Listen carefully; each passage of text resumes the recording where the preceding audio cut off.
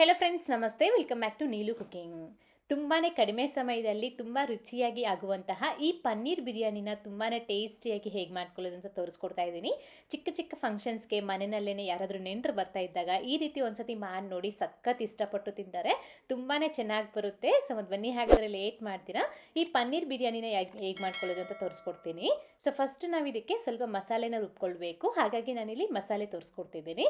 So ಫಸ್ಟಾಗಿ ನೀವು ಯಾವ ಪಾತ್ರೆಯಲ್ಲಿ ಬಿರಿಯಾನಿ ಮಾಡಬೇಕು ಅಂದಿದ್ರು ಅದೇ ಪಾತ್ರೆನ ಗ್ಯಾಸ್ ಮೇಲೆ ಇಟ್ಕೊಂಡದ್ರಲ್ಲಿ ಈ ರೀತಿ ಒಂದು 4-5 ಒಣಗಿದ ಮೆಣಸಿನ್ಕಾಯಿ, ಹಾಗೆಯೇ ಒಂದು 2 ಚಿಕ್ಕ ಪಲಾವ್ ಎಲೆ, 1.5 ಇಂಚ್ ಆಗುವಷ್ಟು ಚಕ್ಕೆ, ಹಾಗೆ ಒಂದು 5-6 ಲವಂಗ, ಒಂದು 2-3 ಏಲಕ್ಕಿ, ಹಾಗೆ ಒಂದು 3 ಮರಾಠಿ ಮೊಗ್ಗು, 1 ನಕ್ಷತ್ರದ ಹೂವು, ಒಂದು 2 ಸ್ಪೂನ್ ಆಗುವಷ್ಟು ಧನಿಯಾ ಬೀಜ, ಒಂದು 2 ಟೇಬಲ್ ಸ್ಪೂನ್ ಆಗುವಷ್ಟು ಒಣಕೊಬ್ಬರಿನ ಹಾಕ್ಕೊಳ್ಳಿ.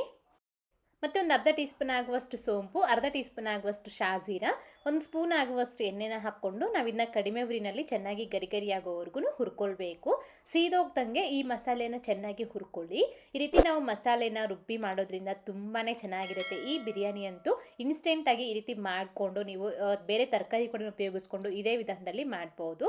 ಚೆನ್ನಾಗಿ ಹುರಿದು ಮಿಕ್ಸಿಗೆ ಹಾಕ್ಕೊಂಡಿದ್ದ ನಂತರ ಒಂದು ಗೆಡ್ಡೆ ಆಗುವಷ್ಟು ಬೆಳ್ಳುಳ್ಳಿನ ಬಿಡಿಸಿ ಹಾಕ್ಕೊಂಡು ಈ ಥರ ನೈಸಾಗಿ ಪುಡಿ ಮಾಡಿ ಎತ್ತಿಟ್ಕೊಳ್ಬೇಕು.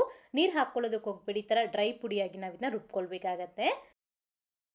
ನೆಕ್ಸ್ಟ್ ಈಗ ಮತ್ತೆ ಅದಕ್ಕೇನೆ ಒಂದು 2-3 ಟೇಬಲ್ ಸ್ಪೂನ್ ಆಗುವಷ್ಟು ಎಣ್ಣೆ, ಒಂದು ಪಲಾವ್ ಎಲೆ, ಒಂದು ಅರ್ಧ ಇಂಚ್ ಆಗುವಷ್ಟು ಚಕ್ಕೆ, ಒಂದು ಈರುಳ್ಳಿ, ಹಾಗೆ ಸ್ವಲ್ಪ ಕರಿಬೇವು ಸೊಪ್ಪನ್ನ ಹಾಕ್ಕೊಂಡು ಒಂಚೂರು ಫ್ರೈ ಮಾಡ್ಕೊಳ್ಳಿ.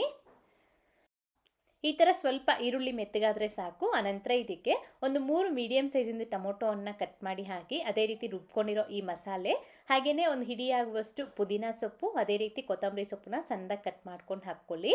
ಮತ್ತು ಇದಕ್ಕೆ ನಾನಿಲ್ಲಿ ಒಂದು 200 ಗ್ರಾಮ್ ಆಗುವಷ್ಟು ಪನ್ನೀರನ್ನ ಹಾಕ್ಕೊಳ್ತಾ ಇದ್ದೀನಿ. ಸೊ ನಾನಿಲ್ಲಿ 1 ಗ್ಲಾಸ್ ಆಗುವಷ್ಟು ಅಕ್ಕಿಗೆ ಒಂದು 200 ಗ್ರಾಮ್ ಆಗುವಷ್ಟು ಪನ್ನೀರ್ ಹಾಕ್ಕೊಂಡಿದ್ದೀನಿ. ಪನ್ನೀರ್ ಪ್ಲೇಸ್ನಲ್ಲಿ ನೀವು ಮಶ್ರೂಮ್ನ ಹಾಕ್ಕೊಳ್ಬೋದು, ಅಥವಾ ನಾರ್ಮಲ್ ಬೀನ್ಸು, ಕ್ಯಾರೆಟು, ಬಟಾಣಿ ಹಾಕಿ ಕೂಡ ಮಾಡ್ಬೋದು, ಅಥವಾ ಬರೀ ಟೊಮೊಟೊನಲ್ಲಿ ಕೂಡ ಈ ರೀತಿ ಟೊಮೊಟೊ ಬಾತ್ ಸಹ ಮಾಡ್ಕೊಳ್ಬೋದು, ಚೆನ್ನಾಗಾಗುತ್ತೆ. ನಾನಿಲ್ಲಿ ಪನ್ನೀರ್ನ ಆ್ಯಡ್ ಮಾಡ್ಕೊಂಡಿದ್ದೀನಿ. ಸೊ ಪನ್ನೀರ್ ಬಿರಿಯಾನಿ ಆಗುತ್ತೆ. ಪನ್ನೀರ್ ಹಾಕ್ಕೊಂಡು ಉಪ್ಪು ಮತ್ತು ಅರಿಶಿನದ ಪುಡಿನ ಹಾಕಿ ಚೆನ್ನಾಗಿ ಒಂದು 2 ನಿಮಿಷ ಫ್ರೈ ಮಾಡ್ಕೊಳ್ಳಿ. ಜಾಸ್ತಿ ಕೂಡ ಫ್ರೈ ಮಾಡೋ ಅವಶ್ಯಕತೆ ಇರೋದಿಲ್ಲ. ಜಸ್ಟ್ ಒಂದು 2 ನಿಮಿಷ ಫ್ರೈ ಮಾಡಿಕೊಂಡು ನಂತರ ಇದಕ್ಕೆ ಒಂದು ಅರ್ಧ ಟೀ ಸ್ಪೂನ್ ಆಗುವಷ್ಟು ಕಾಶ್ಮೀರಿ ರೆಡ್ ಚಿಲ್ಲಿ ಪೌಡರ್, ಹಾಗೆಯೇ ಒಂದು ಅರ್ಧ ಟೀ ಸ್ಪೂನ್ ಆಗುವಷ್ಟು ಬಿರಿಯಾನಿ ಮಸಾಲ ಇಷ್ಟನ್ನ ಹಾಕ್ಕೊಂಡು ಚೆನ್ನಾಗಿ ಮಿಕ್ಸ್ ಮಾಡ್ಕೊಳ್ಳಿ. ಒಂದು ಒಳ್ಳೆ ಕಲರ್ ಬರುತ್ತೆ ಕಾಶ್ಮೀರಿ ರೆಡ್ ಚಿಲ್ಲಿ ಪೌಡರ್ ಹಾಕ್ಕೊಂಡ್ರೆ. ನಿಮ್ಮ ಹತ್ರ ಬ್ಯಾಡಗೆ ಮೆಣಸಿನ್ಕಾಯಿ ಇದ್ದರೆ ನೀವು ಮಸಾಲೆ ರುಬ್ಬುವಾಗೇ ಬ್ಯಾಡಗೆ ಮೆಣಸಿನ್ಕಾಯಿನ ಹಾಕ್ಕೊಳ್ಬೋದು. ಹಾಕಿ ಚೆನ್ನಾಗಿ ಮಿಕ್ಸ್ ಮಾಡಿಬಿಟ್ಟು ಹೀಗೆ ಇದಕ್ಕೆ ನಾವು ನೀರನ್ನ ಹಾಕ್ಕೊಳ್ಬೇಕು. 1 ಗ್ಲಾಸ್ ಆಗುವಷ್ಟು ಅಕ್ಕಿಗೆ 2 ಗ್ಲಾಸ್ ಆಗುವಷ್ಟು ನೀರನ್ನ ಹಾಕ್ಕೊಳ್ಳಿ.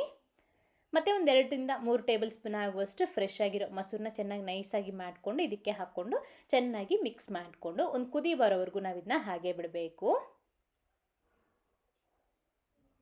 ಆಮೇಲೆ ಇದಕ್ಕೆ ನೆನೆಸಿ ಇಟ್ಕೊಂಡಿರೋ ಅಕ್ಕಿನ ನಾನಿಲ್ಲಿ ಹಾಕ್ಕೊಳ್ತಾ ಇದ್ದೀನಿ. ಅರ್ಧ ಬಾಸ್ಮತಿ ಅಕ್ಕಿ, ಹಾಗೆ ಅದೇ ರೀತಿ ಅರ್ಧ ಮಸೂರಿ ಅಕ್ಕಿನ ತೊಗೊಂಡಿದ್ದೀನಿ.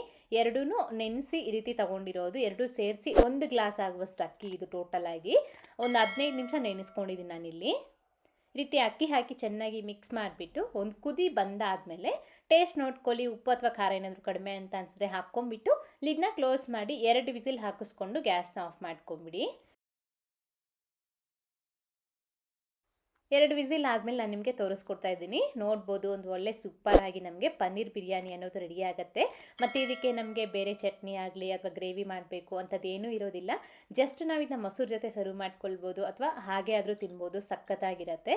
ಒಮ್ಮೆ ಖಂಡಿತ ಈ ವಿಧಾನದಲ್ಲಿ ಬಿರಿಯಾನಿನ ಟ್ರೈ ಮಾಡಿ ನೋಡಿ, ತುಂಬಾ ಇಷ್ಟ ಆಗುತ್ತೆ. ಮಾಡಿದಾದಮೇಲೆ ಹೇಗೆ ಬಂತು ಅಂತ ಮರಿದೆ ಕಾಮೆಂಟ್ ಮಾಡಿ. ಹಾಗೆ ಇವತ್ತಿನ ವಿಡಿಯೋ ಇಷ್ಟ ಲೈಕ್ ಮಾಡಿ, ನಿಮ್ಮ ಫ್ರೆಂಡ್ಸ್ಗೂ ಶೇರ್ ಮಾಡಿ. Thank you. Keep watching Neelu cooking.